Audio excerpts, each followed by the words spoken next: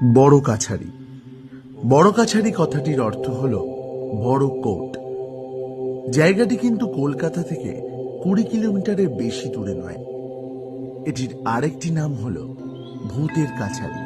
ভূতের কাছারি বললাম তার কারণ আজও কিছু অলৌকিক ঘটনা যার মীমাংসা করেন তিনি নিজেই, স্বয়ং বাবা মহাদেব। যারা মানত করেন তারা ফল পায়, কিন্তু ফল পেয়েও যারা অবহেলা করেন, মানত চোকায় না, তাদের জন্য বসে দরবার। বিচার হয় আত্মার, সে যেন ভূতের মেলা। তাই বলি, জয় বাবা বড় কাছারির, চরণের সেবা লাগে। মহাদেব। বড় কাছারি। বড় কাছারি কথাটির অর্থ হল বড় কোর্ট।